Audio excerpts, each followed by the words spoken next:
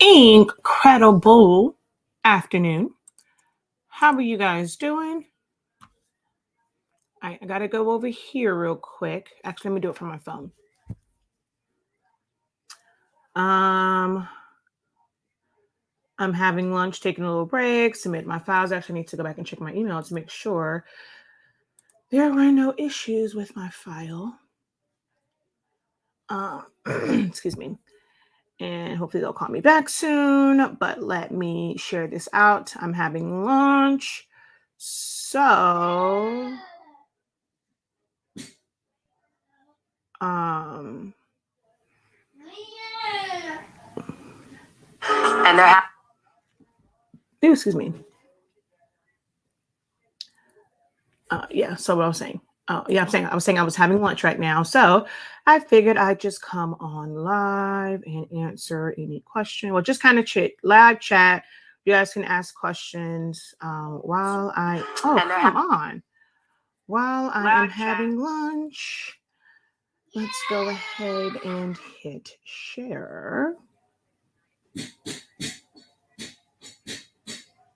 Oh, I wanted to see.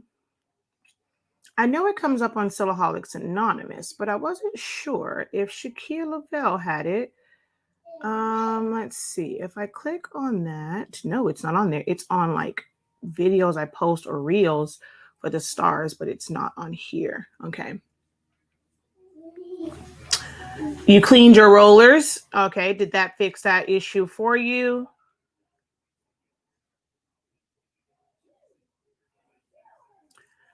All right. Let me go into my groups. Why can't I find my groups? Hold on. Go back. Okay, there we go.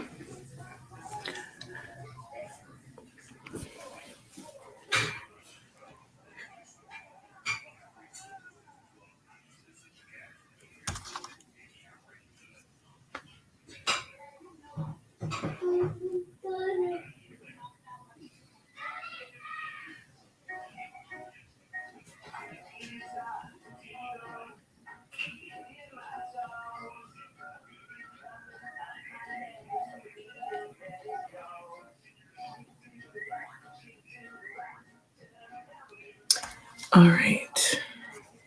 Oh, you haven't tried yet. Okay.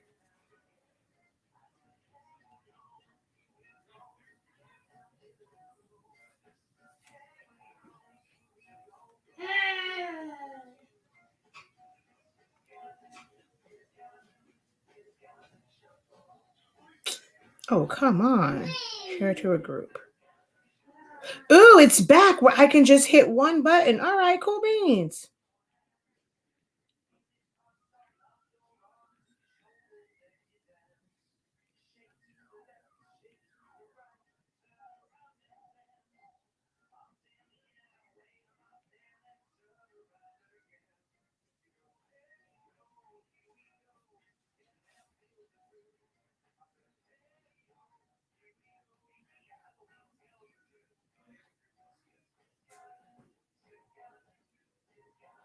Yay, I like that. I can go back so before I used to have to do each group individually, but they brought it back to where you can simply hit share and then I just put in one caption and then I just share it to different groups. Yay. Oh, I'm glad that feature is back because doing it one by one sucked.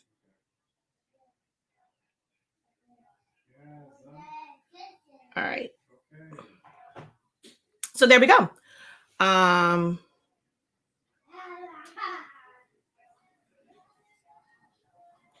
So I am Shakia, the professor of HSINK365 LLC. We are the parent company of Silaholics Anonymous, where I teach you guys how to use Silhouette Studio, the SpINKing brand of products. If you don't know, our summation paper is absolutely amazing. It allows you to sublimate as low as 365 degrees, as fast as 30 seconds. Typically, when I'm doing shirts, I don't use butcher paper on top. I don't lint brush. I don't tape it down because the way paper is made. I don't really experience ghosting all too often unless like something funky goes on with like my heat press and I forget to check my pressure. But other than that, I mean, our paper is really a time saver and a money saver. So definitely check out our website, shop.hsink365.com.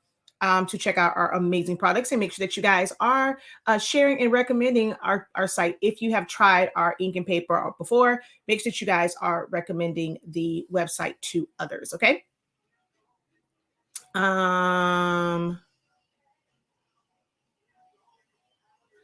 right. So.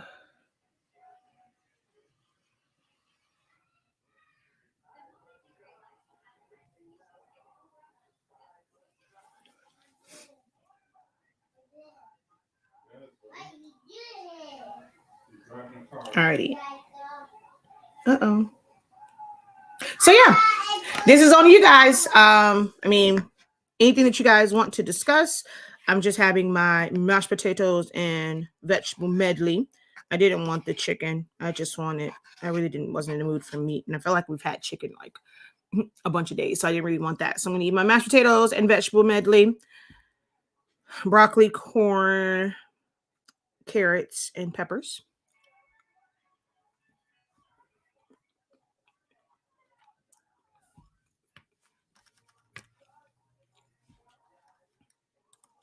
Hello, incredible afternoon.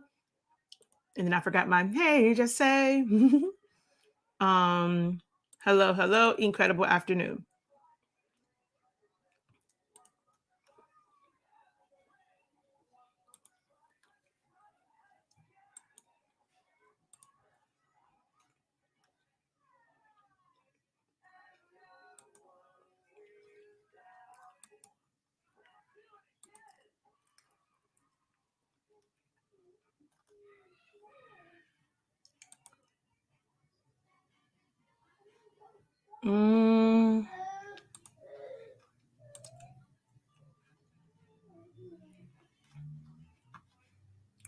You reminded me I had to check something on my email. Okay, neither person responded back yet. We have both. We have tacky sheets and we have fast dry. So we actually carry both. Hello from Memphis. Hola, how art thou? So the tacky paper, so the rolls that we carry, which will be back in stock, most likely probably not until 2023, at this rate, are tacky. And then a lot of people are asking for the sheets to be available in tacky as well. So we do have a few packs of tacky sheets left. And it is not tacky to where it will just stick to, like, you spray the adhesive spray. It gets tacky once the heat hits it. So if you are transporting it like from a work table to your heat press, you will still need to tape it down. But once you press it, it will tack as long as you have removed any like moisture. So you do want to pre-press certain items, like a lot of times the shirts and things. You want to pre-press it so that once you press it down, it can actually stick to it. It's the most busiest time of the year for creative entrepreneurs. I got to figure out a way to turn everything into a song. But I mainly use the fast dry. Like on shirts and stuff, I use the fast dry. I got tacky for y'all. I'm gonna say I don't like it, but I don't use it for like regular shirts. The only time I use tacky is for things that are oversized and I have to move it around and press it in sections with my heat press so that the first part doesn't move and it doesn't ghost. I like the tacky paper for that, but typically I don't use tacky paper for just shirts. Hi, Sandra. How art thou? I'm just having lunch, general Q&A. Feel free to ask questions. If you have questions about our upcoming design crash course, feel free to ask those as well.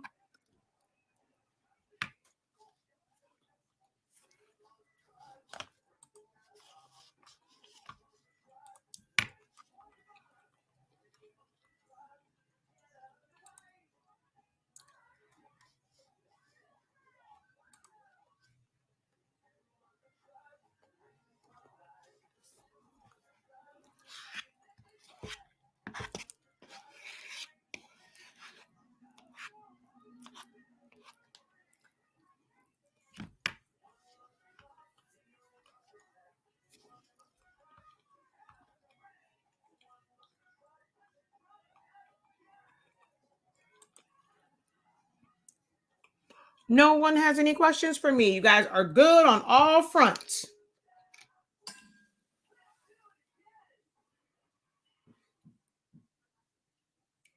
You're good in business. You're good on sublimation. You're good on silhouette. You're good on printing cuts, making stickers, rolling prints, eco solvent. There are no questions on the floor. Okay.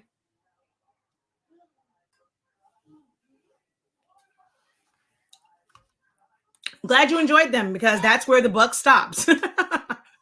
Not so much more. I mean, I can do for like rhinestones. I really don't do rhinestones like that. So hopefully you enjoyed those because that's pretty much other than the crash course, I'm going to have a date in there, which is going to really be somewhat like the rhinestone class in the essentials, but a little bit different. It'll get like if you've taken the essentials class, it'll give you a little bit more practice with like mixing stones and stuff like that. So that will really be the only time. I'm not a big rhinestone person. Do not look for a lot of rhinestone content over here. Yeah, so there's one day where we're going to do a little bit of design, a little bit of rhinestone work. I finally got a new computer and I was to change your license, huh? Not sure what you're trying to ask. Are you trying to ask how to reinstall your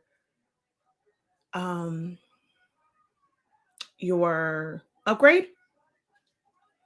I have to watch the video to have on how to save to send out to be printed. Oh, I just did that video. Do you ever have paper with your tacky rolls sticking together? I haven't, no.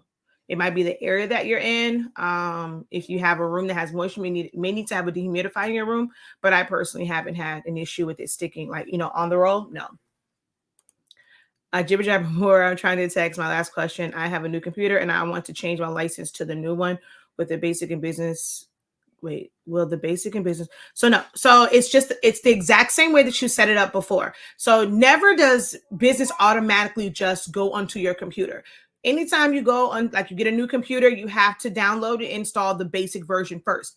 Once you have it installed, then you're going to open it up and you're going to go to help and then activate, or what does it say? So it goes help and then it says upgrade Silhouette Studio. So once you click on that, I have version 4.3. So if you have that version, it is going to have you enter the 16-digit code, which that 16-digit code is listed on your Silhouette America website, on your Silhouette America account. If you have version 4.4 or higher, all you have to do is just put in your password and your email and your password. It'll automatically upgrade it. Upgrade it.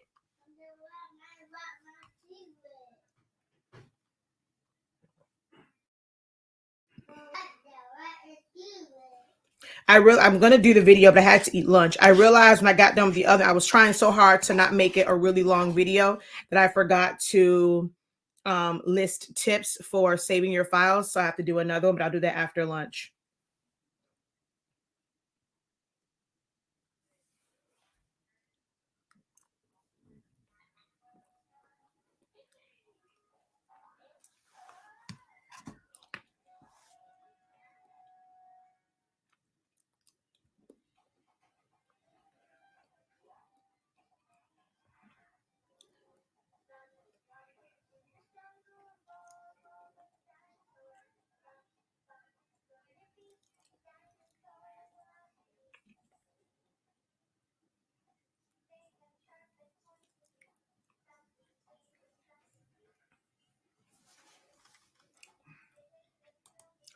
Trying to find the template you did to print on the bottom of tumblers.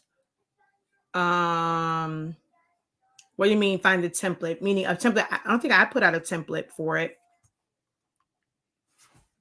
As far as the circle, yeah, I don't think I released a template for that. I've always got an HP laptop, but may get a Dell. You seem to like your Dell. It's hit or miss. I mean, I'm just a Dell person. They all have issues. No one computer is going to be this super powerful. Like they all have issues. Anyone that has, like, there are going to be some people that live by HPs and going to talk about them to the high heavens, and then there are going to be some that absolutely can't stand them. We had an all-in-one HP, and I like twice, and I absolutely could not stand HPs. I think because of the Dell and me being able to actually go on their site and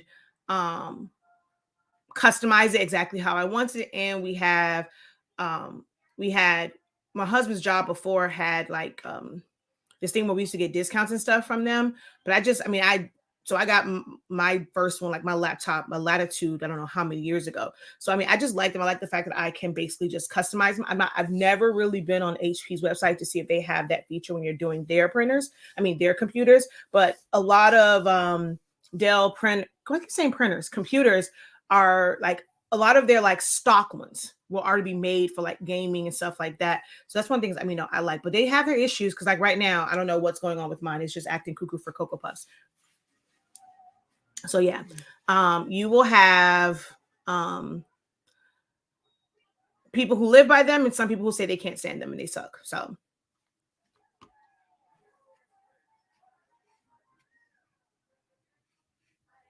you have 2 licenses. Do you have a designer and then also a business?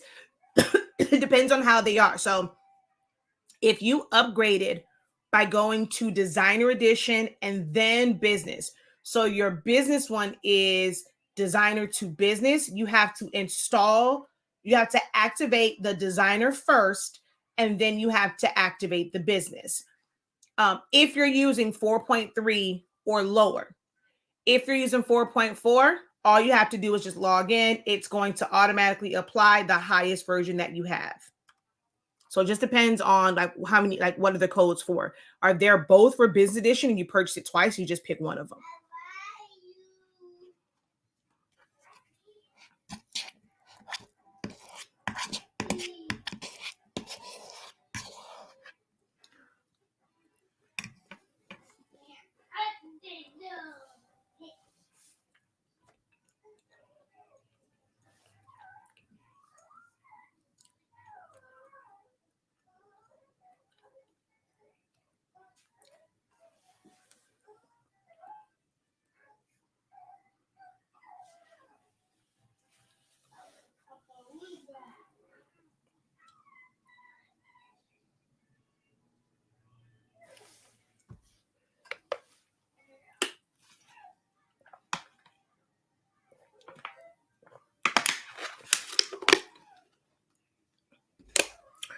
All right, if I can get everyone to at least share the video with someone, because maybe all of you guys are those who are just used to my channel. So you're used to kind of me coming on. It's pretty much the same information. Maybe you ask me all the questions that you need to ask me. I'm always looking to expand our reach. And if you guys enjoy the content, you definitely should be wanting to share it with others. So if you guys could tag someone, if you're watching on Facebook, tag someone in the video. Even if you're watching on Facebook, you can actually on YouTube, you can share the live broadcast from YouTube. Just click where it says share. There will be a thing where you can either copy it or you can click like to Facebook, Pinterest, and like all these other different places. So you can click it, go to Facebook, and then you can share the YouTube video on your page. So that you can tag one of your friends on that video and say, hey, she's answering, you had this question, she's asking questions. Go ahead and, post your question on this particular video while she's live. Or, they do it after the fact to just leave it as a comment. I'll do my best to try and type it out to answer it. But if you're watching on Facebook, if I can get you guys to just please go ahead and give this video a thumbs up, engage with it. Drop an emoji. Let me know where you're watching from. This is one of the reasons why people always say like, hey, let me know where you're watching from. What that does, if you don't know, and if you decide to do live videos for your business in the future, it creates engagement. Like you have to basically tell Facebook that you enjoy this content.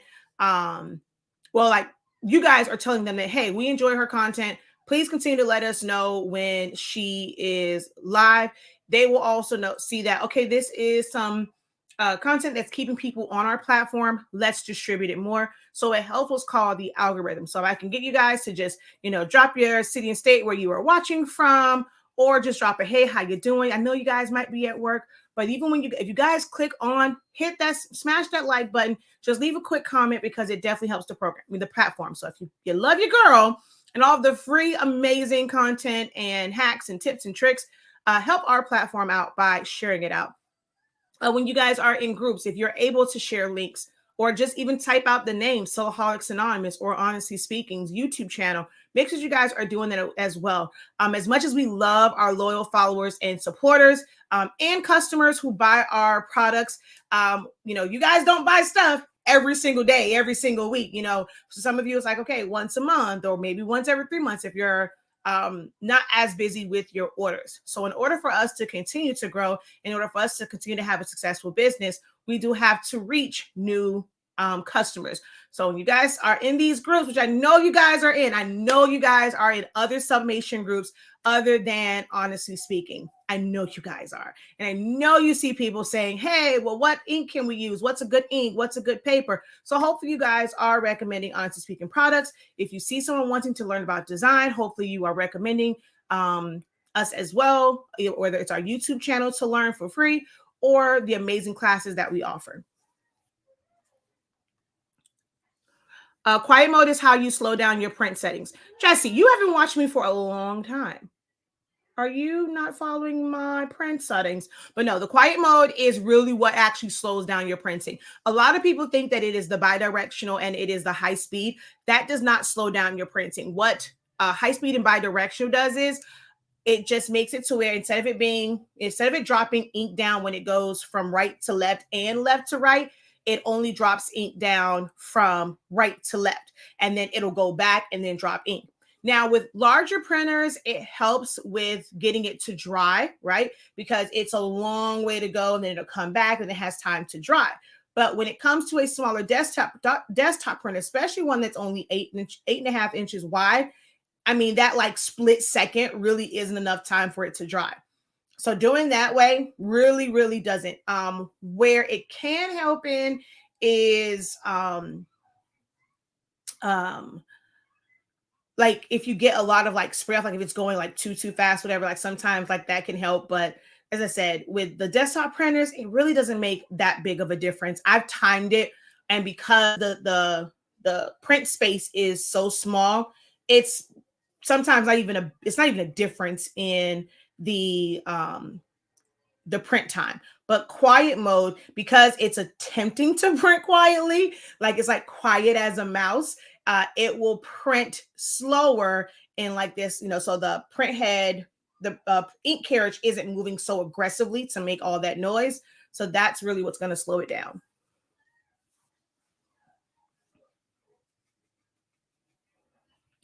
She says, shh, I'm working.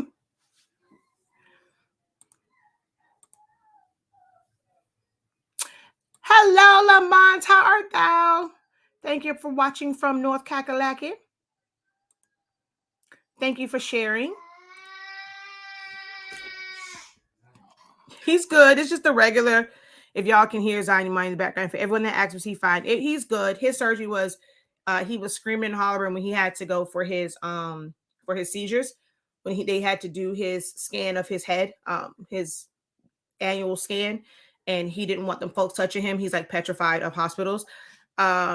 He gave himself a hernia. So it's just a slight hernia repair. So he's actually good. Thank you for everyone who said they was praying and, for speedy recovery and all that kind of good jazz. He was in and out within an hour. So.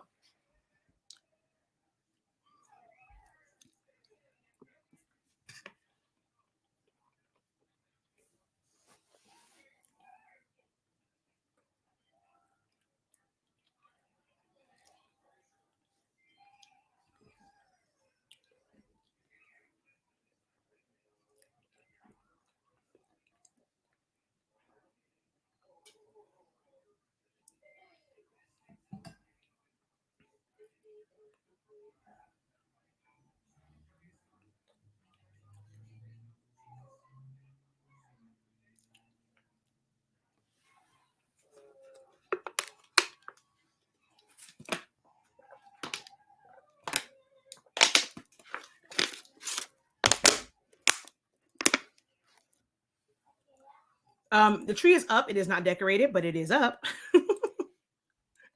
It's up all right. They ask all the time. I'm actually the hold up with us getting it decorated. Even when we don't have anything, it's like I end up with a headache and I just want to lay down. I keep telling them, I know like they want to do it together. It's like it's a family thing, but I mean, I really wouldn't care if they just kind of did it themselves. What happened? Mm-hmm. Oh. We gotta go home.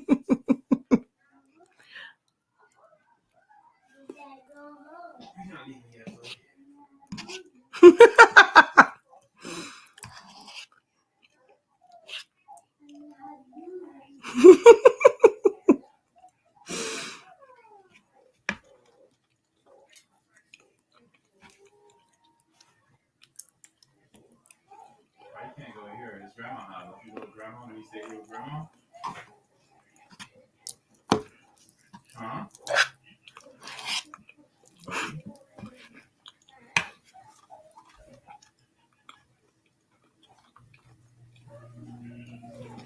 I'm probably definitely going to delete this video unless it's like a really great question. I might leave one of the ones on YouTube and edit it out and like repost. I always say that and I never really do. But I don't really want to have a video because people are going to watch it and it's like, well, why is there so much silence? And they're going to click off. Like, I already know that's going to happen. So it's kind of pointless to have it up. So just depending on like, you know, how active you guys are in this one, you know, most likely I will probably just like as I'm closing out is go in and actually delete them all and just leave the one of them up on YouTube. I'm putting ink in the Epson 2400 the same as I put ink in the 23. I purchased your paper already. Just have to put the ink in. Yep. Just make sure you do not miss that step where it tells you to hold down the question mark to charge the ink. And you have to do that after you put the ink in. It's so many people who were doing that like before, like you have to do that after the ink goes in there. But that's a very, very important step. If you don't do that, it's not going to charge the lines and you're going to go print and it's going to be absolutely nothing showing up on your paper. So yes, it is the exact same way. Did your 2803 die or something? Why did you end up getting a 2400? Did something happen with your 2803? Or did you just need a second printer?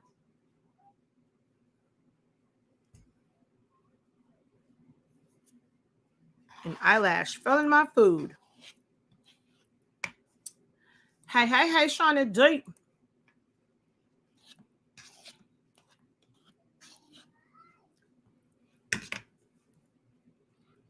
Most of you guys are watching on YouTube. My Facebook numbers suck right now. I don't know what's going on with like Facebook and like my content on Facebook. Like my content on Facebook is horrible right now. Majority of the viewers are on YouTube.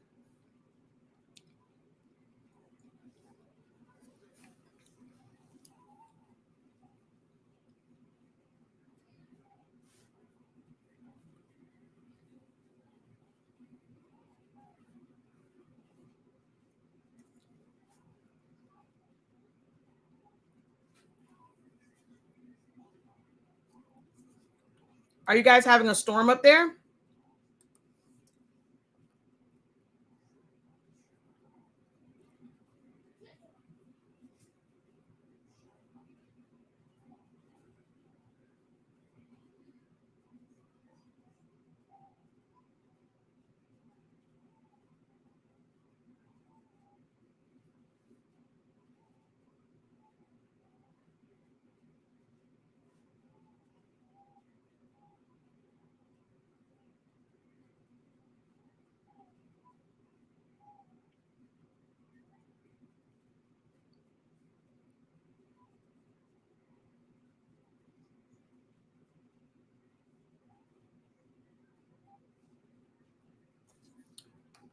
Oh, just rain. Man, rain knocked y'all power out. I'm normally a Facebook watcher, but when I'm working, I use YouTube so that I can cast on the TV. Okay. No, I just watched your video when you did the 2803. This is going to, oh, it's your first time. Okay. Yeah. So, yep, it's the same. I'm still trying to figure out why Epson is coming out with so many like numbers and they're basically the exact same printers.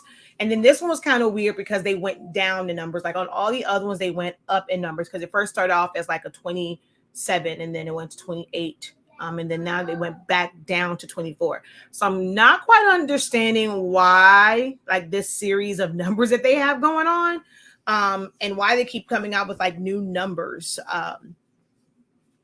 because they are like literally the exact same printers. So it just makes me wonder, like, what's going on. Most the average person probably will not even think about it, but because I help people so much, you have to take MJ to, what's the name, to the school. He has production, huh? Mm-hmm. Okay.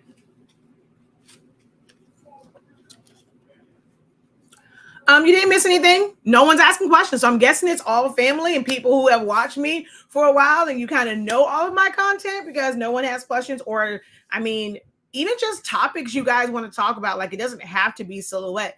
But I guess that means everyone that's watching is thriving in their business or thriving in their creative endeavors. You're getting great sublimation prints and things like that. So as of right now, you haven't really missed anything.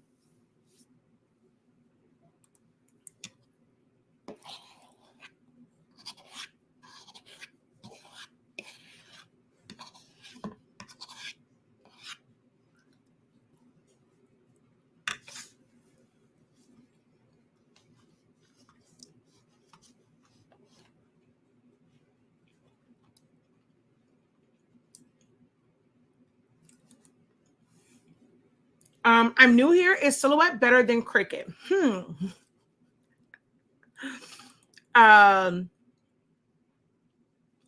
That's a hello, Raquel. That's a loaded question, because I'm not going to say that it's better. People have personal preferences. It's like the whole Coke, Pepsi.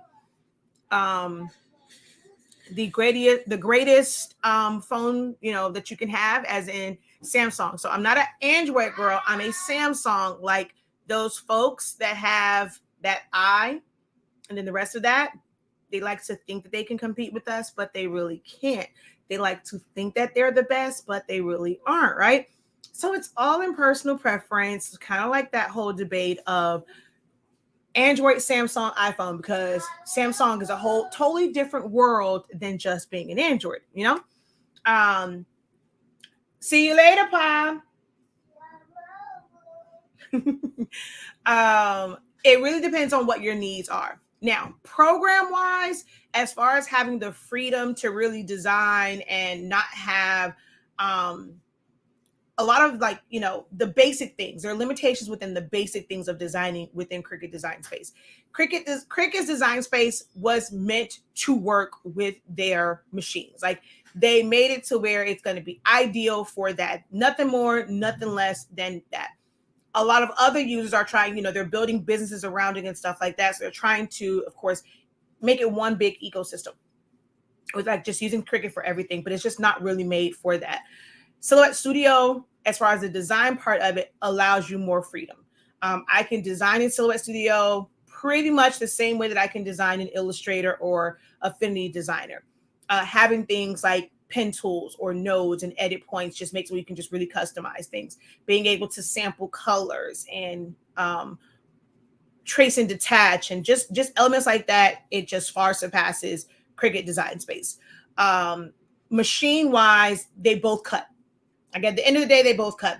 Some people despise cameos because they say it's too loud. It still does a job. It still cuts.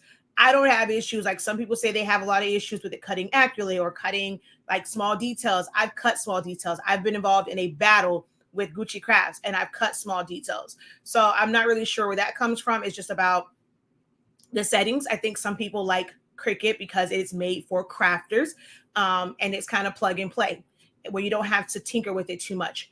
As you get silhouettes, I'll say this, cameos somewhat gets you prepared for a lot of the more commercialized cutters. Because when you go into that realm, there is no just, okay, we're going to click cardstock, we're going to click vinyl, and it's going to do it. You're going to have to change your pressure and your speed. So Silhouette's system kind of gets you used to that. So it's just personal preference. I am personally a Silhouette girl. So for me, it's better. Cricut can never tickle my fancy. They can't Cricut can't fulfill my needs.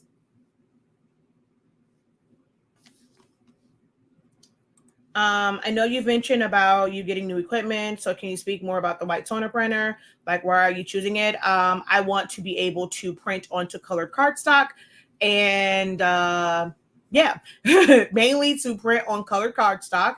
And I want to be able to put things on like acrylic and glass without having to weed it and things like that. And it doesn't have to be a sub. I don't plan to use mine for shirts at all. I'm not getting mine to do shirts. I will most likely probably do one or two videos just to show how to do it, but that's not what I'm getting mine for. Mine is to print onto color cardstock and to be able to press to hard surfaces.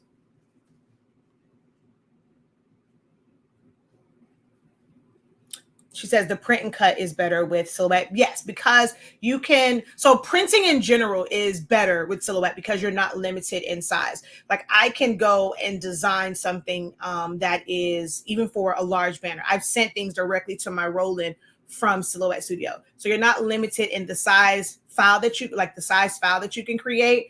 And then of course things will print. Now it might take a really long time. You send a huge file to print. It's going to take a long time, but you can send it from there.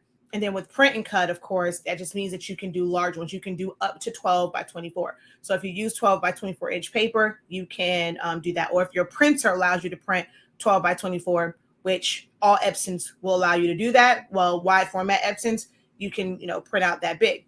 With Cricut, you're limited to 6.75 by 9.25. So a lot of people don't like that part about Cricut Design Space.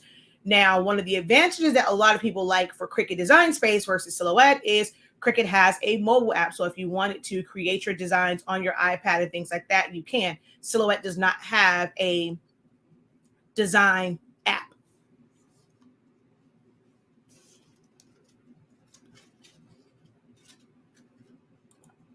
Checking in from Virginia. Hello, Professor. Hello, all. How are you?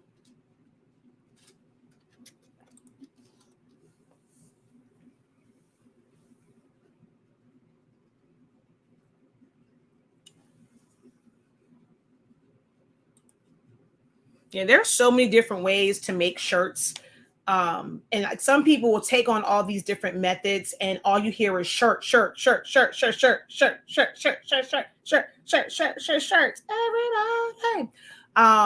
But yeah, the ways that I make shirts now, I'm kind of content on. I don't really need to buy additional equipment other than my DTG printer. Yay, so happy you caught alive as well. If you have any questions, comments, topics, feel free to go ahead and drop them in the comment section. I'm just having lunch and just chatting. Oh, the reason why I didn't go on TikTok, one, for like moving my stand over here, but I'm also going to show something. So, when we were at the movies, I took a picture of a few things, right? So this is a couple challenges that's going to come up. Oh, come on. Are you not? Is my thing not on? No, it's not. Okay. So the way round one, the O, and then the spoocha, which I've noted that means the A. So I'm going to actually put that challenge out there to see who can kind of recreate that, because a lot of you guys don't think that you have the ability to be a graphic designer, like something like that. If you had a company where you were making logos and stuff, you can create things like this. So that's going to be a part of a challenge coming up soon. And then in my crash course, we're going to go over things like making posters. So for stuff like this, a lot of people will look at it and think that they never could do stuff like this, or probably couldn't, really piece together like what it would take to do something like this. So this is somewhat of like the things that we're going to do in the crash course, just for you guys to see that you have the ability to make things like this. And those are things that you can market for your business as well. Oh, look, I was just talking about that. So the last live class of 2022 is a designing crash course. It is going to be 10 days from December 12th through December 22nd, excluding December 19th, because I don't work on Sundays. And this is going to be an opportunity for, like, if you don't plan to maybe join the program next year, which will be like our master's program where we went through like a lot of designs. I've taken a break and I've really thought about like how the classes are and then like why are they going to be beneficial to someone, right? And one of the things that I realize is with our classes, it's the, don't get me wrong, the playbacks are amazing, right? But when we go back into like the weekly sessions, it's giving yourself dedicated time to actually work on design. And that's what I'm going to focus the program on in 2023 is really, really making it to where like it's a time for you. Because as creative entrepreneurs, we're always working on orders and doing this. We always say, I don't have time, I don't have time, I don't have time. But if you go and you dedicate that time to attend the sessions, like at least you know you're getting your design, your mandatory design time in each week. But not everybody's going to be able to maybe be able to attend that. It might be outside the price range for some people. So I wanted to do like a crash course. Now this isn't going to be, it's going to be step by step, but it's not like, how can I say it? It's so weird trying to, I'm going to really help you understand designs because some of you go, oh, I don't like my designs. I think my designs are like not great. One, to help you guys, they say KISS, keep it simple, keep it simple, keep it stupid simple. Like sometimes we overthink designs. We overthink what the process is. So it's going to help with that understanding about composition, understanding that for some things, it's not a just click and type and go. Like when I was doing these most likely to, like I had to do certain things to get it to line up and this, that, and the third, and how I check the composition, how I approach designs. Because for me, designs are three ways. Well, I guess you could say four. So it's going to be a rectangle, a square, or a circle. And the reason why I said four was because rectangle can be either portrait or landscape. So I'm always kind of looking at designs and starting designs off like that. So you'll know like how they're going to fit depending on like which substrate you're doing because, each one is different. So with this one, it's going to help you understand composition. We have a day where we're going to go and take a design that I've already made. You're going to get all the elements, and then we're going to go and take that and transform it to fit a template that's either smaller or in a different orientation so that you guys understand how to do that. So it is a crash course, a couple different techniques and things. And if you ever have to take just one class with me outside of essentials, now I'm not breaking down, subtract does this. This is all the ways to use subtract. If in the lesson, it's okay, you're going to move this here, and you're going to right click and subtract. That's all I'm explaining. That's all I'm doing.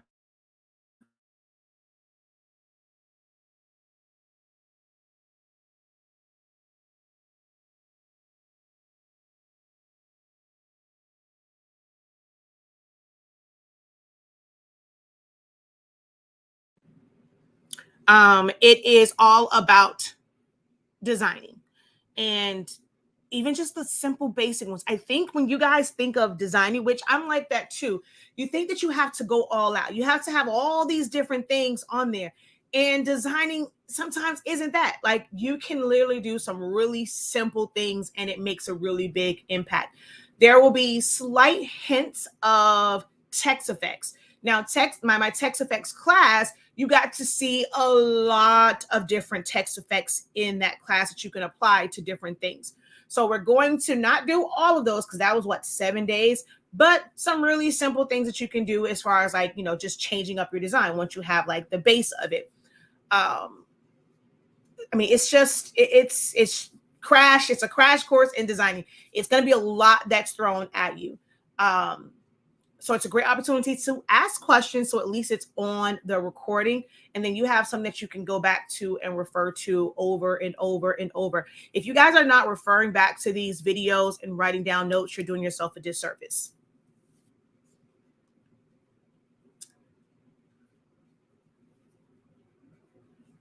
That is going to be awesome for the design course. I see YouTubers using Canva. So yeah, I mean, there are, someone says, I can't design for love nor money. So Canva is just another software, right? A lot of people like Canva because it has built-in elements. Like you really don't have to look outside to whether it's Creative Fabrica or PNG Tree or Design Bundles. There are a lot of elements right in the software that you can pull from. A lot of clip arts, templates for things like, I mean, let's say even for this poster, right? There could be a template where it already has like the little elements on the side. It already has the half tone. It might have the circle. And all you have to do is like change out the pig, put your text in there, like rearrange stuff. So some people like it for things like that, for their social media, for their, for their websites. There are things that are already set up. All you have to do is just change the colors, change out the words to what you want them to be. And so it's plug and play for a lot of people, and they like to use that. Not saying that's not, something that's bad.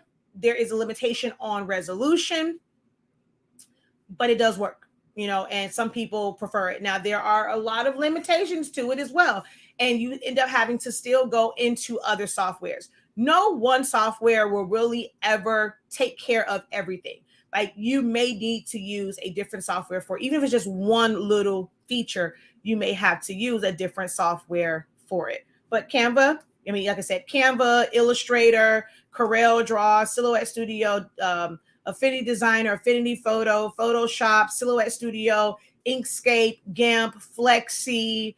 I mean, the list goes on. PixArt, Procreate, Photoshop Elements, Paint Pro. Man, it's a lot. What is it? This is the thing I never use. This Solo, their Create software, the Sawgrass Creative Studio. Like everyone just has different preferences just based off of what it is that you want to design and how you want to design and what you're comfortable with and what is easiest for you to learn.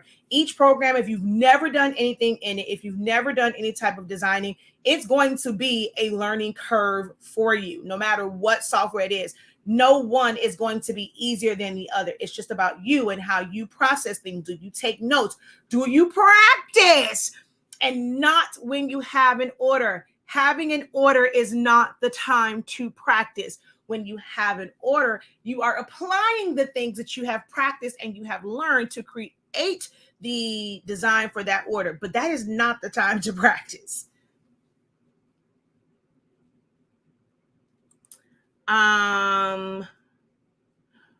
One more question. What is a good printer recommendation for me to start making transfers with my Cricut at this moment? If you know, what do you mean by transfers? So you can make Sublimation transfers. People make DCF transfers. People make EcoSolvent transfers. You can make JetPro 3G transfer. StarCraft, like they have a printer one. You can make DTV transfers. You can make Easy Subli transfers. You can make screen print transfers. You can make white toner transfers. So you got to be a little bit more specific when you say transfer. It is December 12th. Like the live classes will take place December 12th through December 22nd. But of course, you always have access to the playbacks. I always use keyboard shortcuts. I'm addicted to it. So I always say what they are. I try my best to like right click so people can see it. Like if I'm doing something and like it's a couple times where I need to use group, I might say, do the keyboard shortcut and say, okay, hey, I'm going to group and I'm going Control G, Command G on a Mac. Even though I'm not on a Mac, I'm telling you what that keyboard shortcut is. Sometimes I might right click and group. Sometimes I'm going to go to the icon and group because it's going to be, it's easier. I explain why using the icon sometimes is easier. One of the things I never do though is like go all the way up to the words and go to the drop down and go to group. I never go over there. That's too far to travel. So I'm either going to use the icon that's like right there. I'm going to right click or I'm going to use keyboard shortcuts. So just because I'm using different ones in the class, it's not to say that, okay, when you're following, you have to do that exact one. if you are someone that, if you prefer to right click to group every single time, whenever I say group, that is what you do. You don't have to do what I do. You don't have to go to the icon. You don't have to use keyboard shortcuts. I personally love keyboard shortcuts. It just makes your workflow more efficient and not having to like click around and do a lot of things like that. So, I mean, that's just me. And there's sometimes where you can't do the keyboard shortcuts. At least in Select Studio, it does this like ding, it gives you this warning sound. And that happens after you do certain things. Like sometimes it's like if you do an offset or things like that. So you have to right click or you have to use the icons. It's just personal preference.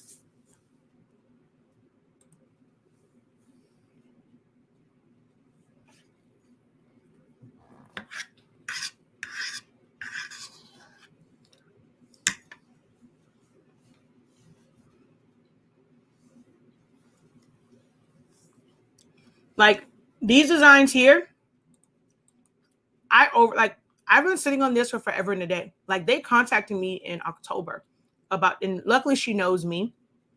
I know she has to give me time to really like, put, oh, come on. No. It is close as all get out. I did not notice that. Dang it. Okay, I'm going to have to redo this. Like when I cut it, I could potentially either cut into the deer or cut into the light. So let's pull this down. Dang it. Did not realize that. I'm going to have to resubmit this one. Okay, so file, save as, save to hard drive, PDF. I think that's it too. Yes. Okay, wait, let me make sure that the other one didn't mess up. But yeah, like I got into my own head when it came to this, thinking that like it had to be like, I don't know what effect I was like looking for or going for, but I just went back and forth with this in my head. Like, what do they say? Like almost like imposter syndrome. Is it good enough? It's not good enough. And I mean, like literally just driving myself crazy with colors or I think when I was live on TikTok when I was doing this one, and I realized that it was more so the colors and how do I mix those up. This is part of it, when I was going through like the design process and, even with the Santa and then the sleigh and stuff. So I had this when I just had the red nose on Rudolph. And I was like, okay, well, I wanted to break up the color some. So I ended up cutting the what's the thing called? What is this thing? The reins. So I end up cutting those and changing them to a different color, giving him the actual like, classic Santa hat, and then making the bottom of the sleigh white. So going through things like that. But this was the original design. Like it would have been fine like this. So sometimes it's about kind of creating the design and then going from there. I think this one I end up kind of creating from scratch. The present was a file and it's just mixing and matching. So I end up purchasing a file that had a lot of different Christmas things in it. And I just grabbed the one that I wanted and saved just that part. Same thing with the candy cane. This is, don't mind this. This is like all mixed up, but it wasn't sent like this. And so I'll take little elements and then mix them in. This right here was originally black. So I had to go in and change everything to, I didn't want to do white. So I ended up doing like a gray color. So it's like little things like that. But I sat here stressing. I'm like, it just wasn't. And they sent me like an inspiration. I think it was just because of like how much stuff they had on here, but this isn't my style, right? So this is the picture that they sent as their inspiration one. which of course I'm not trying to, recreate it exactly. And this wasn't too bad, like how it was stacked. I'm not going to say this isn't my style because it's really basic and simple. Like it's really nothing to it. It just had 2 candy canes. But I did not want to do exactly that. Like I wanted like my own elements. And so they had like some that had presents and then ornaments, some that had just candy canes, some that had candy canes and ornaments. Anybody got time for that? Like that's actually a lot to design them all separately like that if they don't fit. So someone who's designed this, they probably created the template where it was most likely, and then they had just this part. So you can see all of these on this row are, and so you can see this says cookies and this says present. So they just pick certain sayings like that would fit in between the presents, or if it was something that was really long, they didn't want to restrict it by the presents, so it was just the words written out. And then this one, it's not like something thick like presents, it's just the ornaments, but the top part is still the same, it's just the bottom part changes. So the part that was a little bit different with my client was they wanted the part that says like on Christmas or for Christmas. So it wasn't just most likely to watch all the Christmas movies, most likely to shake the presents. Like they wanted the on Christmas or for Christmas as well. So trying to kind of incorporate that also. And also making it to where I didn't have to go and figure out, okay, this one or that one. Like it was just a lot when it comes to designing. But because of how they had theirs and like these little elements and things changing, I just kept getting in my own head. So I was like, you know what? I'm just going to do me. And I ended up just doing me. Uh, and it was a lot easier to process it when I stuck to my design style. It took a long time for me to kind of discover what my design style is. And I tried to be true and authentic to that, which is one of the reasons why my customers kind of love me. But when I was bringing in elements like this had all types of colors to it. It was, and then like the lights, this really all came together like this based off of the lights.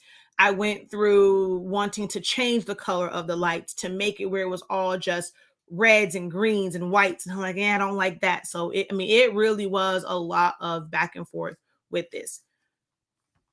And at the end of the day, it's like it's not something that's like super complicated in the look of it. It's just certain things like, text to path, or, aligning your text up, correcting my spacing on them. It was, things like that, using elements and being able to know how to change the colors. But this kind of drove me a little nuts, especially this part. Now, this is one where it took me a really long time, and I probably will not do it this year because I just won't have time to like really set it up for this year. But I'll have this Christmas crew and I'll have like all the different letters, and I'll set that up to where somebody could buy this file and be able to make them a shirt where it's like, this is like the knitted or sweater, but I won't be able to do it like this year. I'm maybe going to try and pressure myself to create the template. And I typically don't drop templates for something that I am using. I've done that with graduation ones. You guys end up getting it after the fact. So I have to just create all of the numbers. That way someone can mix and match it however they want. Maybe you don't want to use an ornament and you want it to be the actual 2.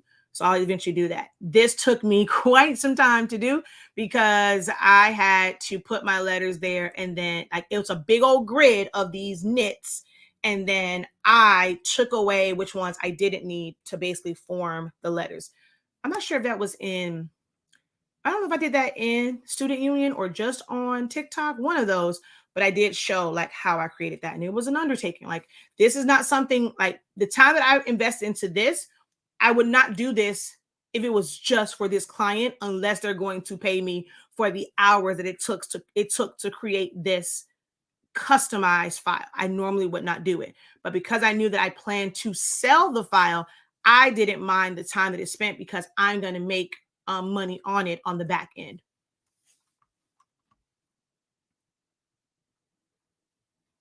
So eventually I will. I never sell, like I said, I never sell them when I'm actually using them, which kind of sucks because people may not want it next year or may not be checking for it. But yeah, that's just me to where I don't really. Let me open this window so I can see. I always get paranoid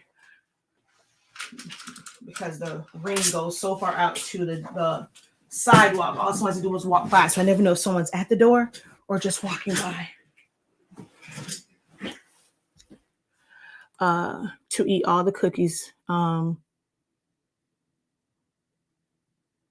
wait, let me see.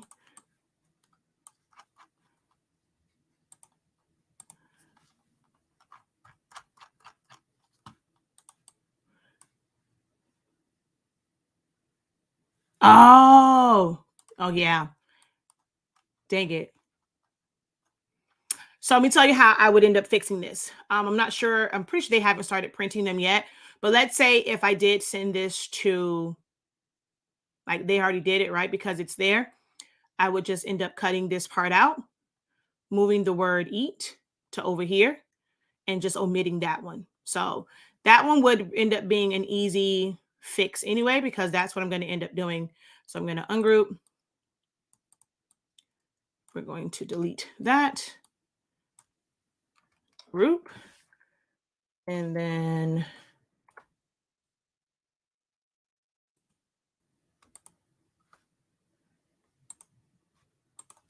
so yeah. So I mean it'll be, if they did, I actually have to submit 2 changes anyway, because this is the one where I had to move it down. Well, now I have to go in and save it again. But thank you so much for that. All right, so we're just gonna go again, file, save as, save to hard drive, and PDF, set to, yep.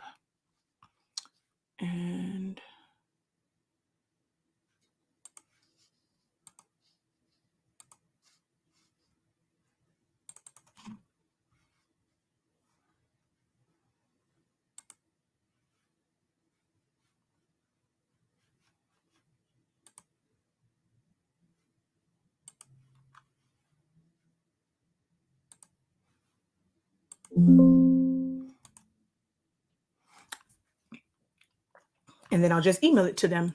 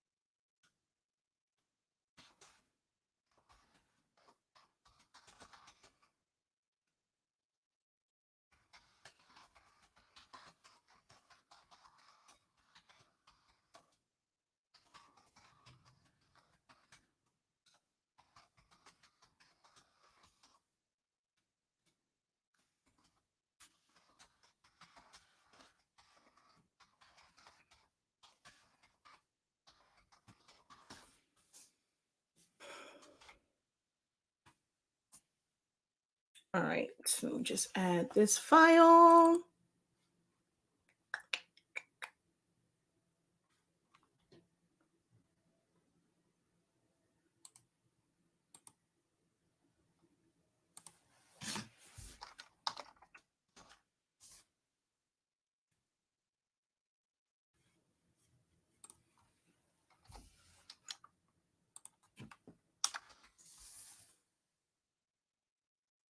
All right, there we go.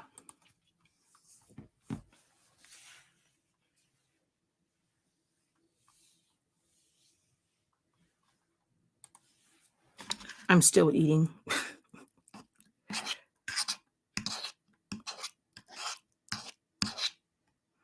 I'm trying to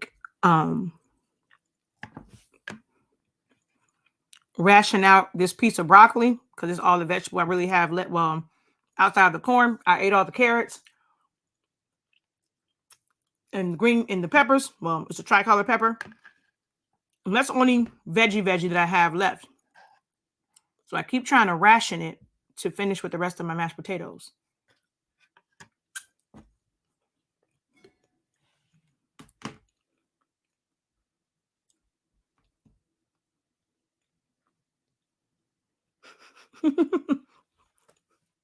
I knew that was going to happen. He even sent me a picture. As soon as they got in the car, he was knocked out because I'm like, it's his nap time. He needs to be settled down for a nap. He's like, yeah, right. I'm like, okay, just turn all the lights off and stuff and like put him on the cot or whatever. And he didn't, but he ended up taking him back to the house. And as soon as they got in the car, well, by the time they got home, he's knocked out because that's my window. So yeah, they're home and he's completely knocked out.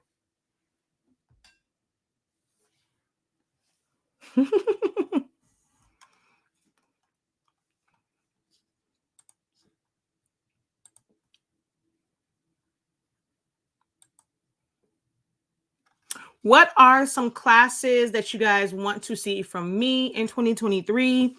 Or what type of design techniques are you guys wanting to learn in 2023?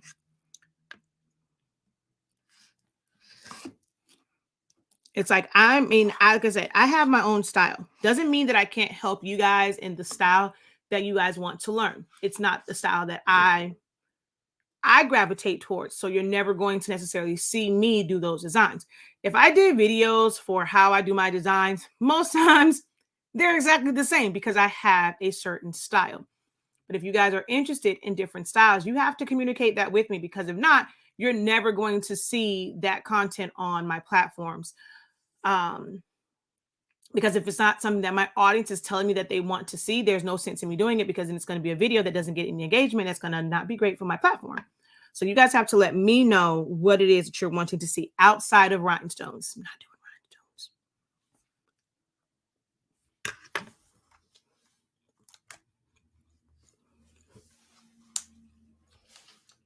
Let me tell you when I'll start doing rhinestones. It's not going to be for me to make anything. It's when I just want to make money off of it. And I'm going to take like files I already have and make rhinestone templates to sell the templates. That's when that's the only time I'm not going to teach it. It's going to be me setting them up to basically sell templates, and that's going to be the end of that. But as far as like doing like a lot of like extensive designing and all that stuff with rhinestones, nope, not going to happen, Captain.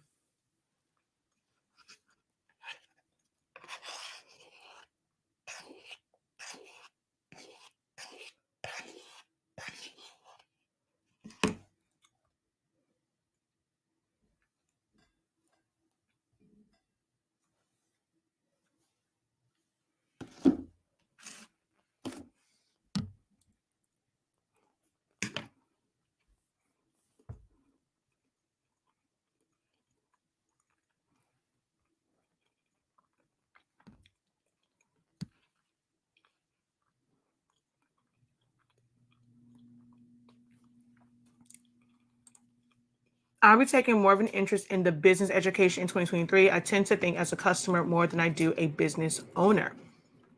In what areas do you feel like you think more like a consumer than a business owner? Is it just in your pricing? Is it in how you interact with your customers?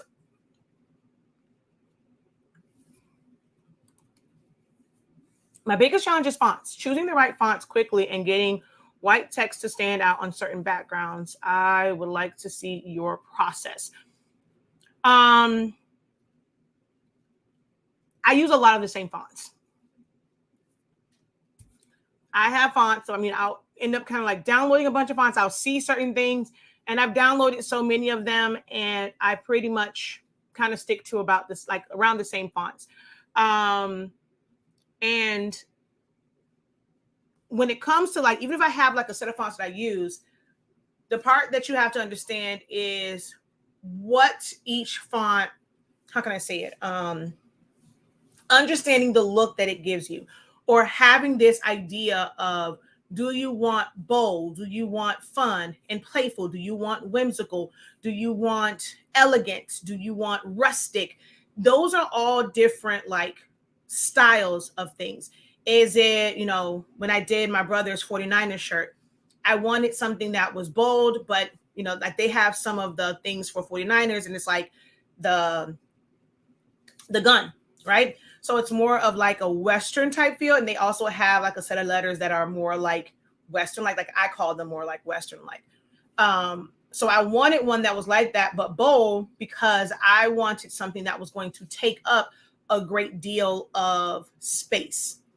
So this is why I teach about knowing your initial layout. Is it going to be square? Is it going to be round? Is it going to be rectangle going landscape, or is it going to be portrait? And then how much space are you trying to fill up? Because that will help you determine which font. Do you need a font that's bolder and it's thicker? It's going to take up more space because it's only a few words. Do you need something where, because it's a lot of words and you need to fill it in, it needs to be a text that's narrow? So that's actually part of the training. And that's like what day one is going to be over, is understanding how to analyze the type of design you want so that it helps you choose the font. Your pricing and your time management. So pricing is one where that whole consumer thing definitely comes into play, because you're afraid, most people are afraid of rejection, and they are afraid of it being priced too high, that someone's going to say, no, I don't want it, da, da, da, da. But there's so many people who have proven that people pay for what they want, even for like classes and things. I choose not to, I mean, for some people, 8365 is a lot for 30 days, right? Some people look at me and say that is crazy. You're hurting the market for people who like teach classes, because you're doing like, you're saying 30 days and that's like $80. So that breaks down to like $2 a day. And other people's going to say that there's no way on God's green earth I'm ever going to do a class and someone's going to pay me $2 to come into $2.75 for a class. Like, I'm not going to ever sell a class for $2.73. So there are some that don't like my pricing, right? At least for like that one, when I did that for 30 days.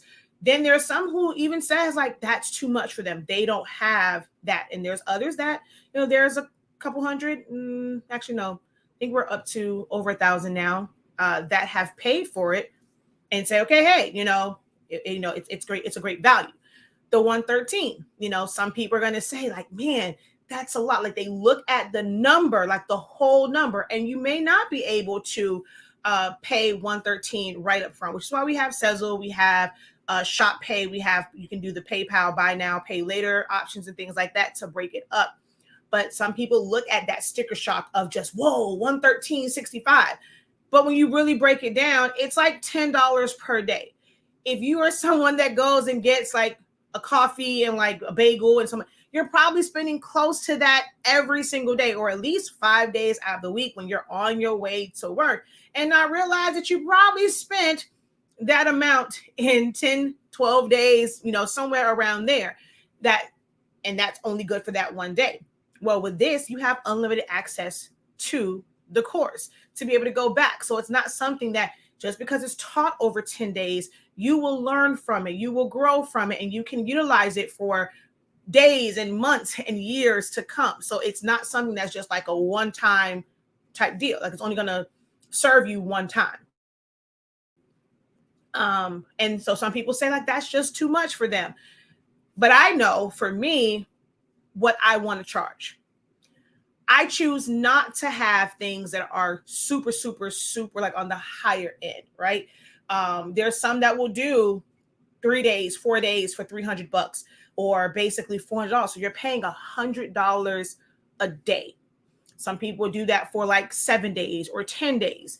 And some people don't bat an eye at it. Some people will go and continue to do that. Some people will pay anywhere from $50 to $75 to $100 a month. And all you have to do is be okay with your price. You have to look at everything that you need to run your business, what you need to take home. As far as take home, you need to look at how much time you realistically have to work on your business and to market and to produce and to ship. if you're doing it all by yourself. You cannot set unrealistic expectations as far as revenue if your time does not allow for that. Or if you come to realize that from design, production, and shipping and other business things, you can only do 10 hours. If you are someone that cannot, like in your own business, sit at your desk and work for literally 8 hours straight. So you're going from design to press to this, and you're working 8 hours straight. Well, in your one little lunch break, or like you take like little mini breaks and you're staying focused. Where if you're on your 9 to 5, well, although most of y'all be on y'all 9 to 5 watching me anyway. So it's like, what distraction do you normally have if you had a regular job? If you can have that type of discipline, you might be able to get more done. Most of us, when we work for ourselves, we kind of don't. And then when you're working from home, like when you go to work, it's like it's work. You don't have to worry about your kids or someone yelling. Did they fall? Did they break something? Hearing mom, stopping to, like, it's just a lot of things that you don't really have to worry about when you're going out versus staying in and you're doing all this stuff. Everyone's life is different. Everyone's priorities are different as far as what time management is. I am one where I have to give myself more time to do things because my attention span is very short. Like, I'll be sitting here designing and I'm designing. I'm like, okay, I'm tired of looking at this screen for designing. I want to do something else. So I'll jump to something else, either that or I'll jump on a live or I do a teaching. Like teaching, I can actually do all day long. If y'all actually ask questions, I'd probably be on here like forever and a day. Or if I knew that I could have students that would attend class like every single day, I would have a class the same way my kids go to school every single day. Like I would have this whole school schedule and do the same thing. Okay, well, we got a teacher plan today, so I'm not going to be live, whatever. But like if I was able to literally teach every single day and teach different, like different classes, there's 7 periods and they're teaching different students the same information. That's literally how I would rather do this. But of course, we have other business things. My husband is not the designer. So when we're doing custom stuff, I still have to make time for designing and things like that. I still have to make time for the back of the house stuff and all the admin things and stuff like that until we're able to hire someone for certain things. So my time management and how I have to manage time might be different for yours because you may not have all of the responsibilities that somebody else has. You just have to take an honest look at what you realistically are capable, like how much time are you realistically capable of dedicating to the business. And by business, I don't mean just simply making a shirt. Like I said, it is everything from marketing to designing to, designing the stuff for marketing. If you're going to try and plan out your content, pick one day and plan out your content. Some people say content plan. I don't need to do that. I'm available to post content to my channels to my platforms every single day if I want. Some people don't have that luxury. So they have to carve out, okay, on Sunday, I'm going to think about what I'm going to do. I'm going to plan out all my content and I'm going to either type it all out. I'm going to choose the pictures. Some people will go and they will schedule the post to go out. And that's what some people need because they don't have disposable time. Like I can post every single day. So I don't plan content. I'm not going to ever be the person to teach you about necessarily planning content because I simply don't. So time management is one of those like tricky things because everybody is different. What I do in mine is help you identify where to prioritize your time and to help you be very realistic about how you utilize your time. When we do profit by the numbers and we break down like how much time you have and people see that and they're like, oh, wow, like I've really been putting I can never reach these goals with the time that I have, right? That's what I do in mine. So some people may go and say, oh, I didn't learn nothing. It didn't help me any. But if you really pay attention to it, like I'm giving you the tools for you to develop what works best for you. That's all anyone can do is give you tools and strategies, as like Eric from the Blank Spot said, it's giving you strategies. You have to implement them based off of your needs and your capabilities.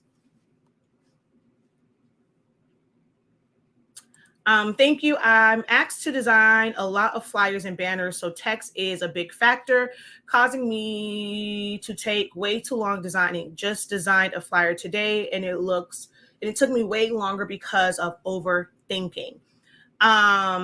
Okay, so let me ask you a question. What was it to where, okay,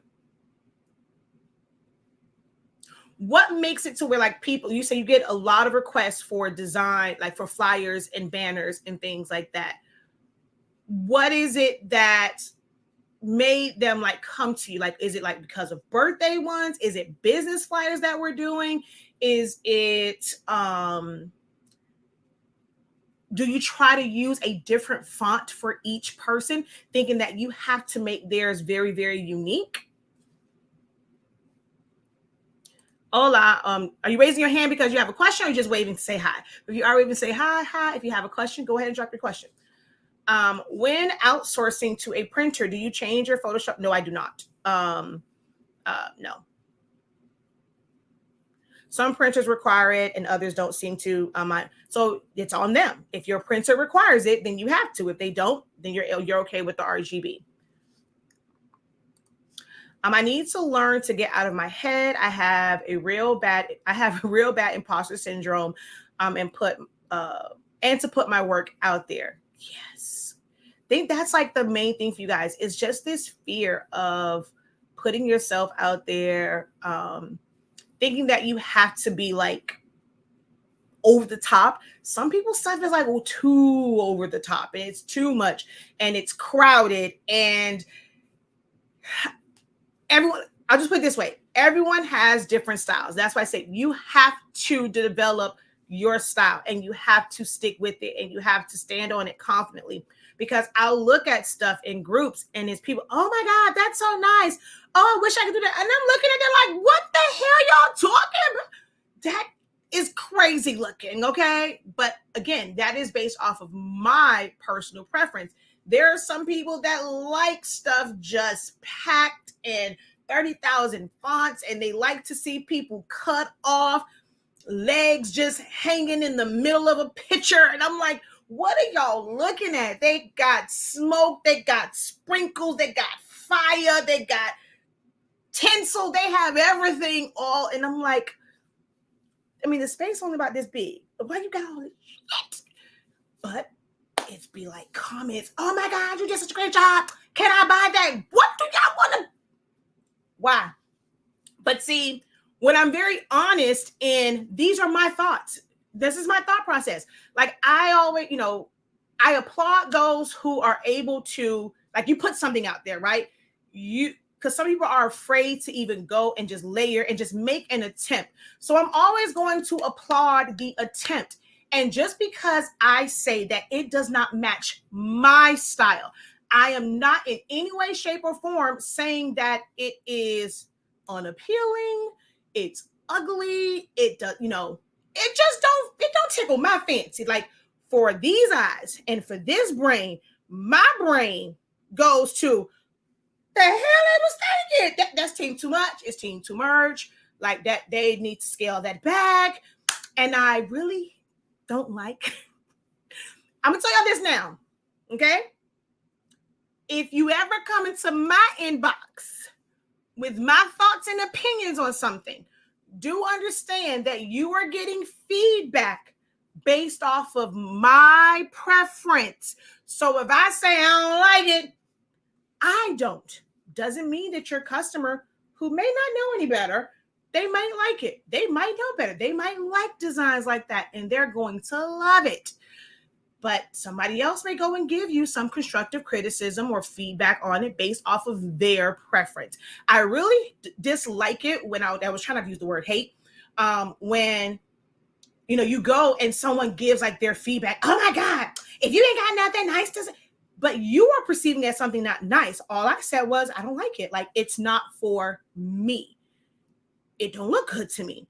When it was the whole thing about like the AI stuff, right? I got some flack about it. And it's like, oh, well, some people it's good. Like, why are you knocking it? I am not knocking the whole artificial intelligence. My girl Coco twins. Jamisha, Oh, baby, she kills those prompts, honey. And I'm like, and for them to be very cohesive, I am loving hers. Like, she does an amazing job. But somehow, that AI was giving y'all the side eye. Like, what the hell is this? Y'all jump on it now. And I meant that wholeheartedly. Y'all jump on these trends, and it's like just putting it out there. And I'm just like, this looks crazy. Like, I mean, to see people with extra arms or like there's extra elements in it. The one that was like the Christmas mouse, his foot looked like a hand and it was out the wrong way. And I don't know. I am a very like attention to detail most times type person, because I definitely miss that. Like, I don't know, it's like it's certain things that I kind of stick out to me, right? Um, and that kind of just stuck out to me. But it's things like I didn't realize I had. It's like, how can you say your attention to detail, but you missed the extra two? Or like when I was typing out San Francisco because I was rushing, I put an S instead of a C. So it's like little things like that, they happen. But like when I saw that foot, like certain things that just stand out kind of weird. Like the letter, that's just like that didn't stand out as like an error, like when I was looking at it. But it's just personal preference, y'all. I don't mean any harm, but just know that you ever ask me my opinion, if I like it, you're gonna get a yes. Anything other than a yes, I'm trying to be nice.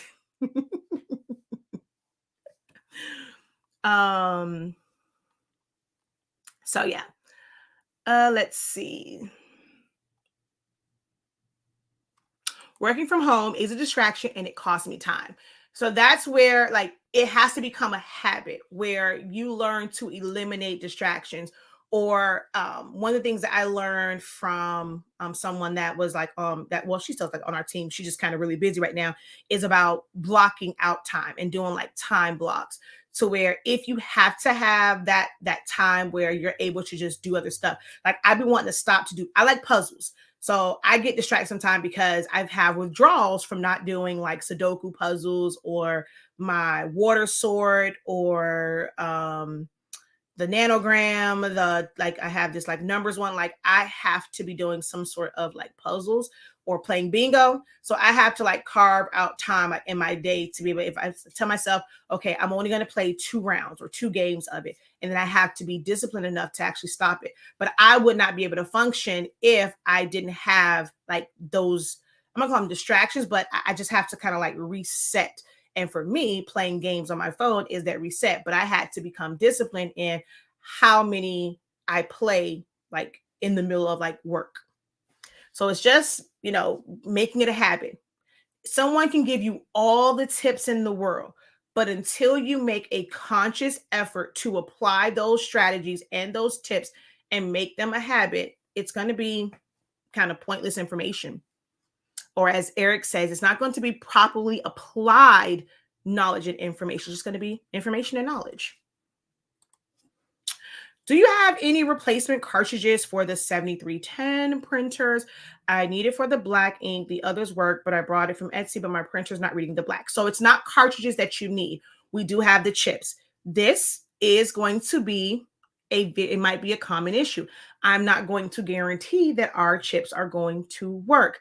I've addressed this in a few videos, and it's listed on our listing that because it's a newer technology, sometimes it doesn't read. I've had people where they will order chips and they have 2 of those types of printers.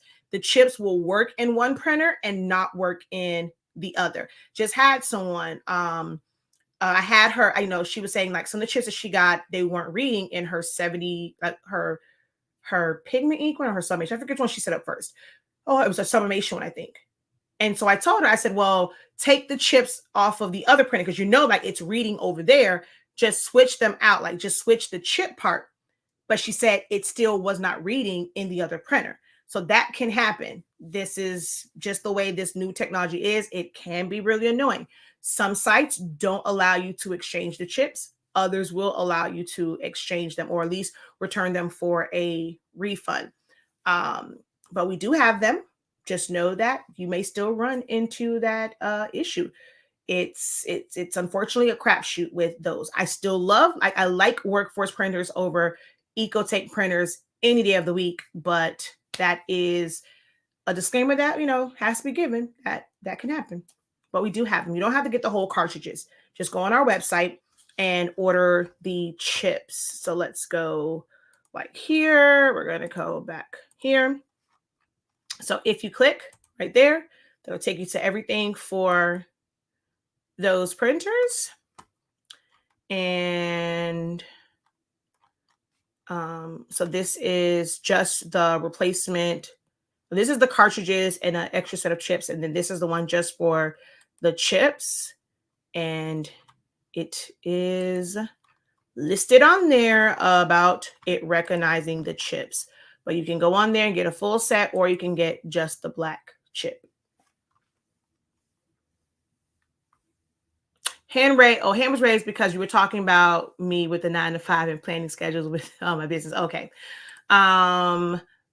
Less is definitely more in some cases. I was adding colored backgrounds to my tumblers and it added to my error rate. So now I do not recommend it if they ask, okay, yeah, like a lot of people, like for tumblers, I tell people quick, fast, and hurry. I suggest you try to sell more tumblers like this, where it's just a design, it's just someone's logo before you try and do like a full wrap, or maybe one where it's like, it's kind of a full wrap, but it has like, like let's say it was a bunch of candy canes and stuff around it, because when it's a full wrap, like you said, you have more room for error. Like you don't have to go, like I didn't have to do this and then try and put a background behind it, like put Disney as a background. Most people try and do that and you really don't.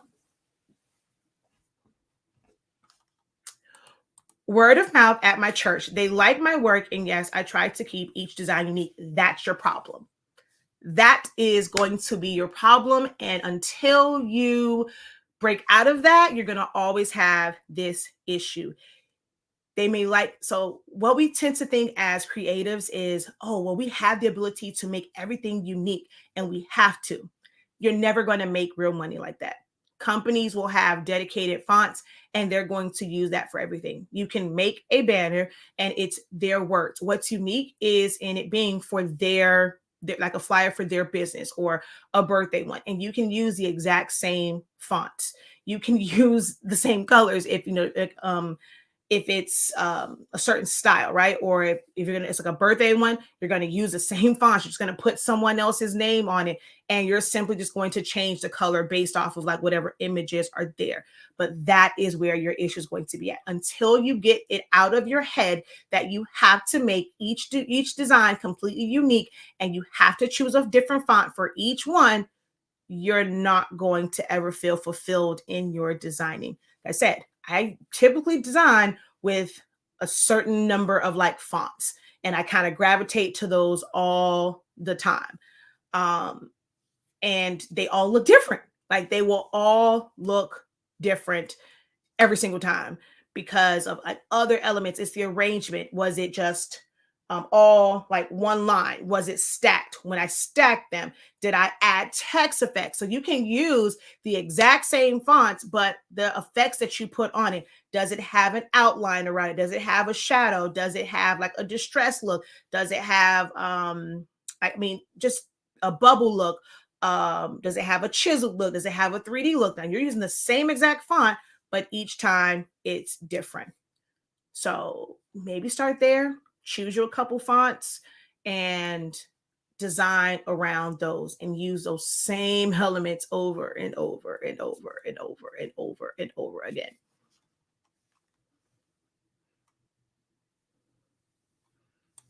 My computer is buffering. Not sure if my response went through. Customers. Okay, sorry, I saw that one. Yeah. It's the link is in the description of this video. So if you just click on it, it's there, but it's shop.hsink365.com. Shop.hsink365.com. But it's always in the descriptions of the videos.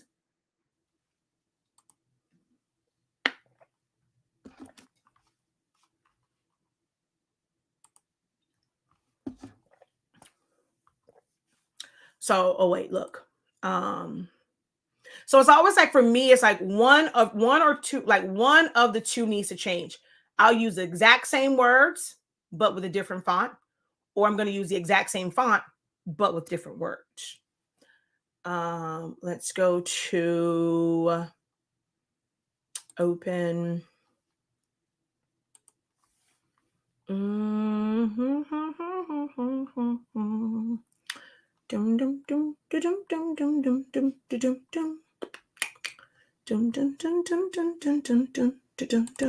Okay, there's that one. And then eating cold corn, no mashed potatoes, cold corn and broccoli. With a hint of pepper. I can taste the pepper, the tricolor peppers, because they're seasoned into the corn. Southwestern corn.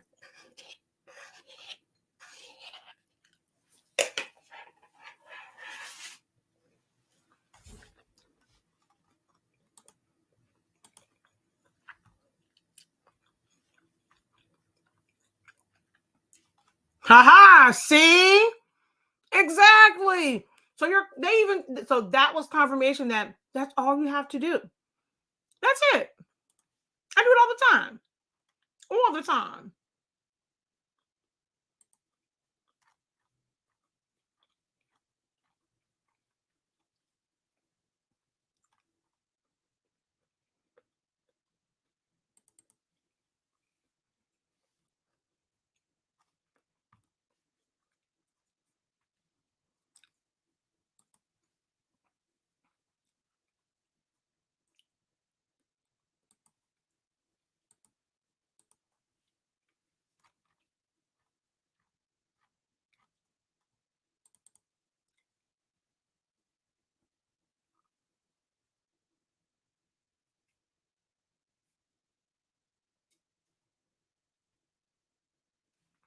And the crazy thing is, it told me it was wrong. It straight up has the girl, this is spelled wrong. That's how I know I was just rushing. Because it told me it was spelled wrong. Girl, I'm gonna need you to change that. Like, that's the crazy part. It literally told me it was wrong. Like, and I it's like, well, because I just always duplicate. So here, just change it. Oh, well, let's go back like this.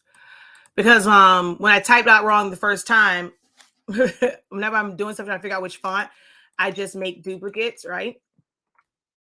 And so that's why I have so many of them spelled wrong on the page. So when I was doing this, so this was, I'll show you like how this kind of developed. I have to design new shirts for my brother every single year. Like every single season, I have to design new shirts for my brother.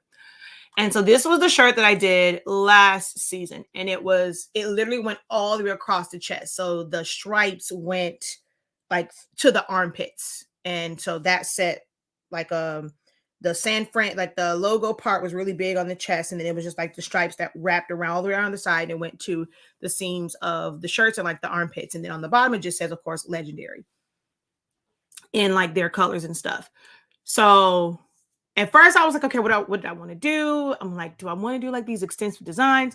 And at first I was going to literally just put 49ers like at the top of it, use the exact same way this was set up.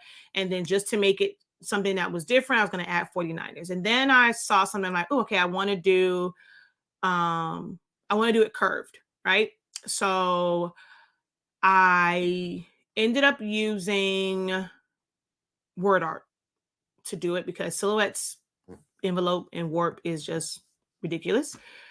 And so I chose a font that was not quite like, if you look at this one, it gives me like Western vibes.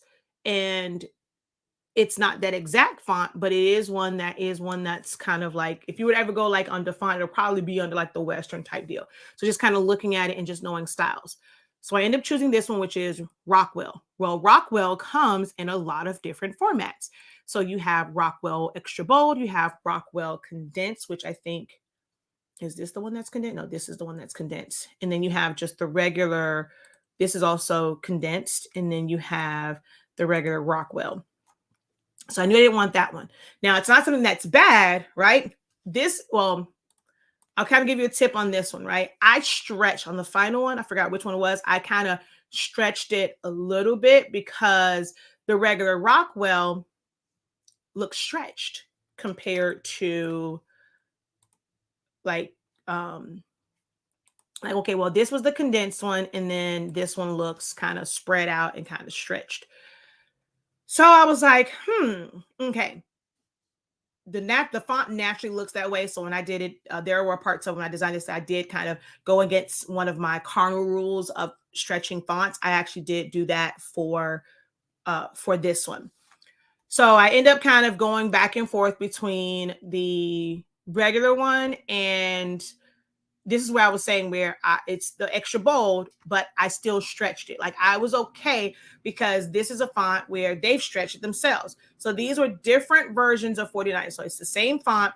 I just stretched it.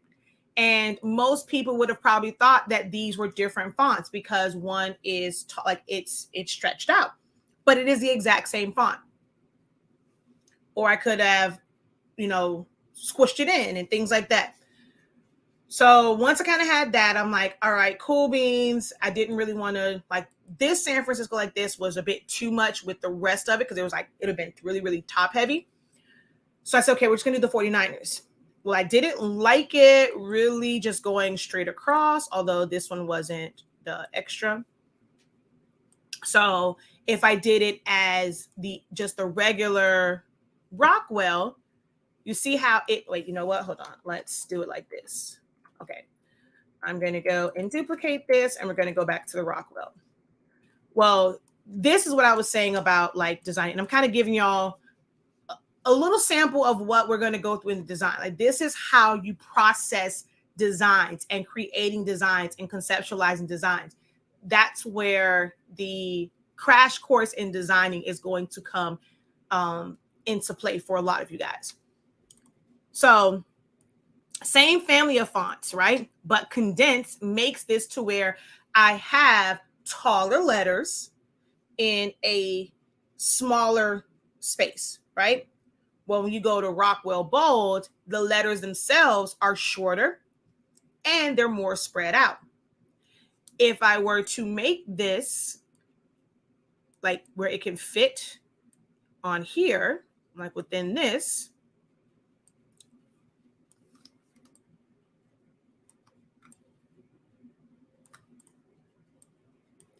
it doesn't stand. Oh no. Okay, wait, I'm missing this.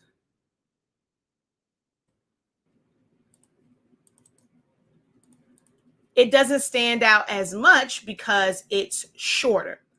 I can't bring it down behind San Fran because I'm going to lose a lot of the letters where this one is taller.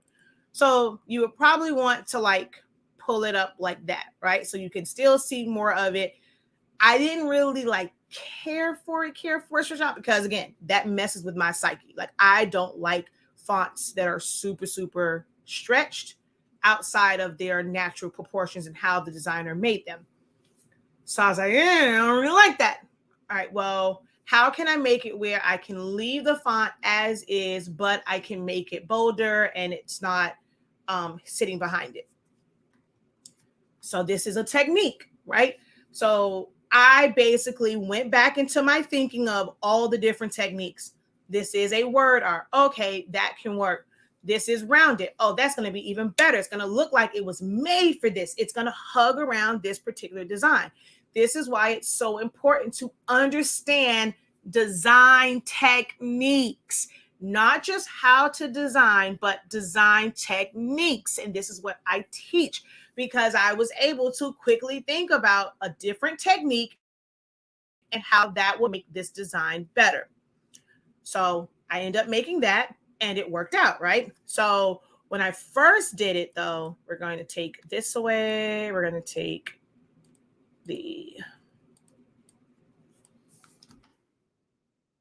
this one. I did lines on this one. Oh, that's kind of different. I normally don't do lines. I normally do offsets. So of course I took the distress away. I didn't want the distress. I made the San Francisco bigger, of course, to basically hug in there. I had to do some other things to this to make it work. Like it wasn't just the art. Like I did some changes to it. Excuse me. And then so this part up here is always so kind of like, because this is something where it, like the end of it is very defined and it kind of creates this straight line. Well, technically, if this is to be centered, it would be over some because the end of it is really here. Like, so right here is the end of, oh, come on. So it's right there. So when you're trying to figure out the center point, it's going from the furthest point, which is the tip of the 4, to the S. Well, if I were to make this come all the way over here, it looks a little unbalanced, because there's all this negative space here. This is where some people would go and, all right, I don't want to use this type of 4 because for 4, there's different 4s. There's the one that's connected, and then there's going to be some fonts where the 4 is open. And maybe that one would have been a better one so that it's not negative space there. Like it's not like this void. So what do you end up doing for something like this? This is when you'll make the decision like, okay, well, let's not have it go to the end. Let's have it where it's going to kind of come in and it can sit centered this way. And it's centered on the flat part of the design and it doesn't look kind of cuckoo crazy. So it's understanding composition and setups like that, when to make those adjustments. This is the value of my classes. Things like that you probably would not think of.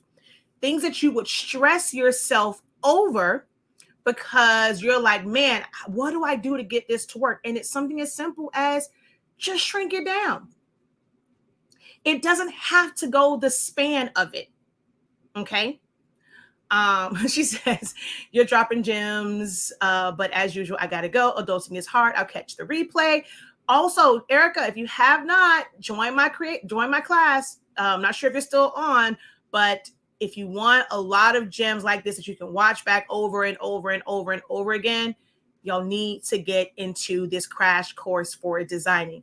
This and so much more is going to be dropped in there to help you guys with designing and kind of take away some of those struggles and like pain points that you guys have when you're thinking about your design. So if you have not signed up for it, you want to attend live, so sign up for it, the course. That way you can ask your questions, but you'll always have the playbacks for it. So that is $113.65. We do accept Zelle. All right. So, it's just a matter of now shrinking it down, right?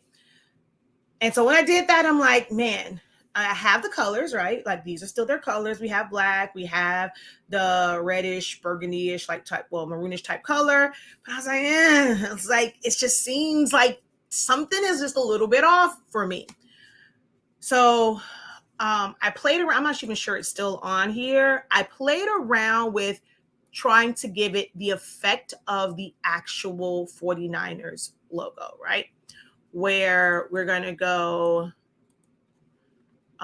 let's turn the line color off for one, and we're going to go offset, and let's take this up some. Okay, so I'll just do there. Okay, apply. Look. You see, I tried to use my keyboard shortcut, Control G. It doesn't allow you to do it. So normally then, because it's so small, if I try and right click, I might click off. So I go up here and I do the group there. So that's why I say, that's what I mean by there are some times where I just have to, I utilize them all interchangeably depending on the way the design is set up. All right, so we're going to go here and sample. And then we're going to go offset again. And we're going to take that up as well. And then I'm going to sample the black. All right. I probably could have gone a little bit bigger. I forget which number I used, but I didn't like this. Like this is how their logo is. It's the burgundy color, it's the gold, it's the black. I think even when I did it wider, I just did not like it, right? I'm like, yeah, maybe that works with the type of font that was. Maybe it's the gold that breaks it up. But I wasn't like sold on it being set up this way, which I'm actually going to go offset. I'm going to go a little bit, go out just a little bit more.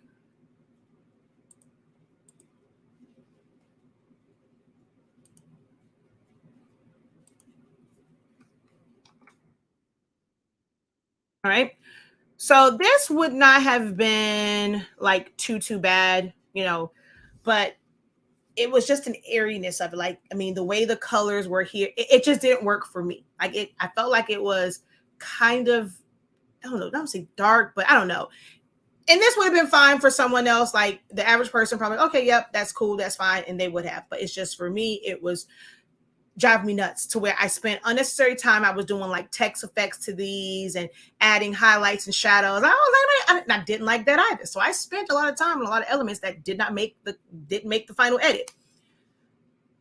And I think what happened, I forgot what it was. I'm not sure if I moved it or it was something. I was like, okay, I think that's what happened. Like I moved it, which this actually isn't bad either. And I was like, then that's when I ended up doing in the one to where it's just an offset in the back. And then I created this one. And that is something that is trending right now. Like when you see certain letters, they might have like the little squigglies on it. I taught that in a text effects class, or actually, no, it was a SVG class. I think I taught that one. And I was like, let's kind of make this earthquake or shifted type design. So I end up doing that, moving that, putting the offset behind it. And I was like, okay, I'm actually feeling this, right? So there's that. Well, in the midst of designing all of this, he wanted the same exact words that he had on the back of another shirt that I did. You guys probably saw me make it when I did the Wolfpack shirt. He wanted it to say, "We bout that life," right? So this is how I did the one for his godson when he went to their game, and he wanted the same thing. So instead of doing it that way, like it's the same elements, I still used the football, but they're the Niners. Like what some of their shirts will say Niner Gang. So I put that there. And then I put their logo in this. There actually is a version of it where it was stacked. But instead of doing this one, where it was this super distressed font, it wouldn't have matched the design in the front of the shirt.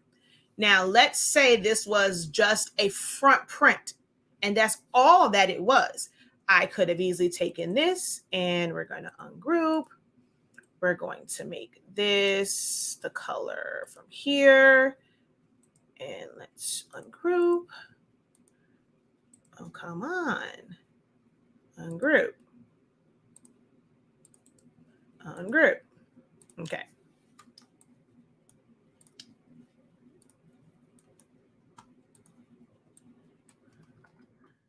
Bring this to the front. I'm going to make that black. Take this away. I could add the San Fran in it, like their logos, put the Niner Gang, and that would have been a design by itself. Like I can literally make that whatever color I want, whatever sports team I wanted, and it's the same. Well, because it was a double-sided shirt, I wanted it to be more cohesive. So same exact layout. I just used the same font that I used on the front, and I just used the same text effect that I had on the front to where the shirt was cohesive. So that's what I mean by you're going to change one or the other. You're going to change the design, but going to change the design and layout, but leave the font the same. Like, so let's say we kind of did this where now that life is on one line, or you will keep the words the same, but change the font. That will help you be able to design a lot faster.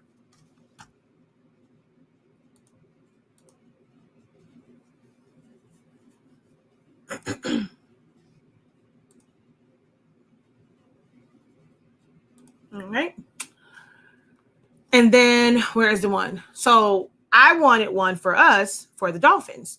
So I took those exact same concepts. I did not change up the design, how it's designed.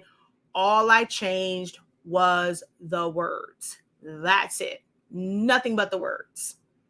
Same exact font was used, same exact layout, the same 3 lines were used. I just had to adjust the dolphin symbol. If I wanted to make these literally for every single sports team, I would just have to type them out and do the exact same thing and then apply their mascot or their symbol, to the middle. And you see, same exact design concept. There is an outline, and then there is the quake. I like to call it's like a shifted or a quake effect. So yeah, that's part of like designing.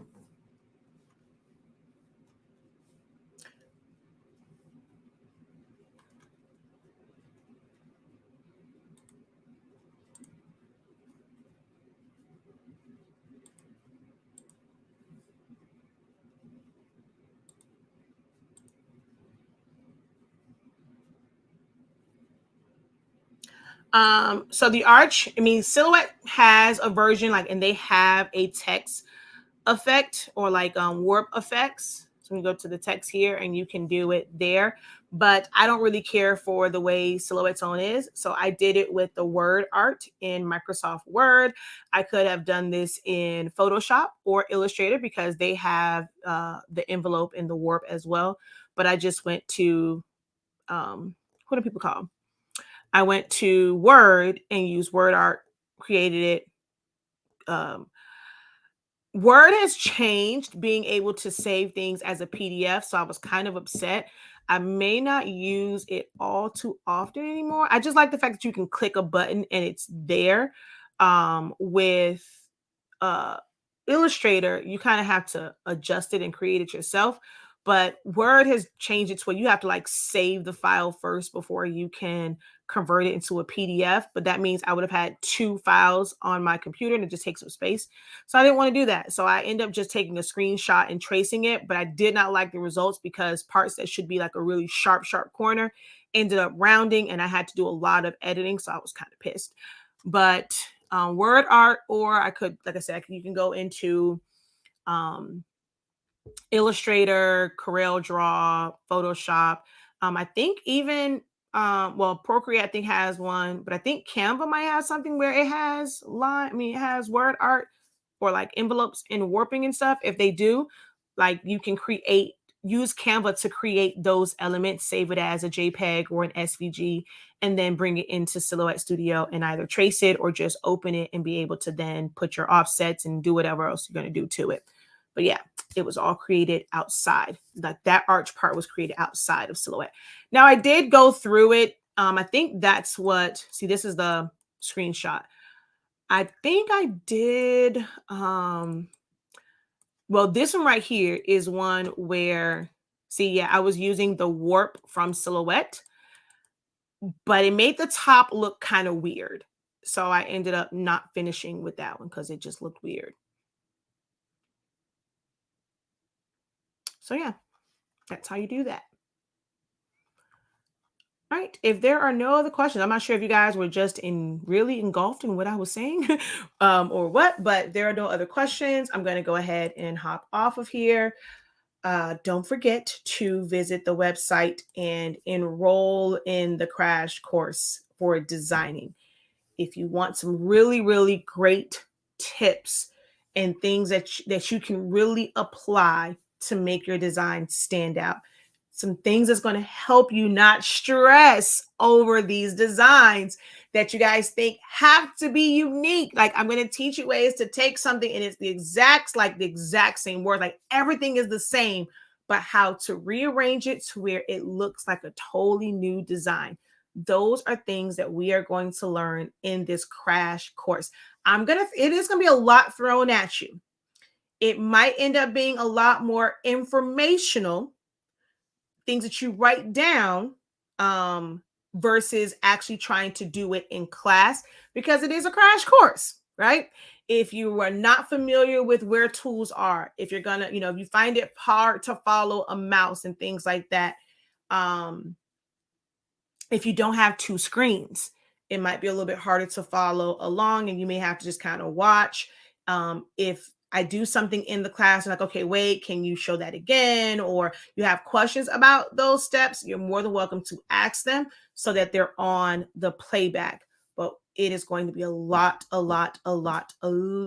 of information about designing and little strategies and techniques to help you guys with creating your own designs. And they don't have to be all crazy and all these things in the background. And everything doesn't have to have a picture.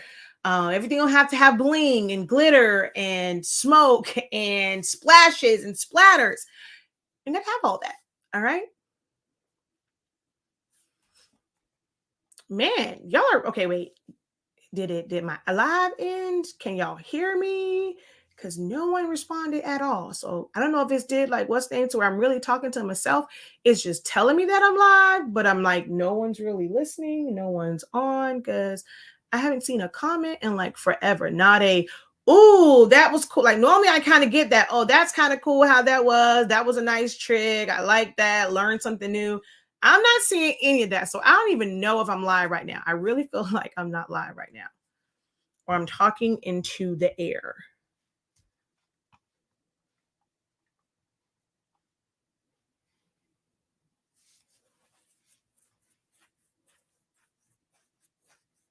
Oh, and then she just said she was going to come back. I actually didn't plan on leaving this up. Ooh, so if you're watching over on Facebook, it may not be up, but I'll take little small parts out and repost it on Facebook, but I'm on YouTube, but on Facebook, oh, well, there's a lot of places I would have to remove it from. I'll just have to put a disclaimer. The beginning of this was quite boring. All right, y'all. Until next time, have a great one. Continue to unlock your creativity. Be incredible. Peace.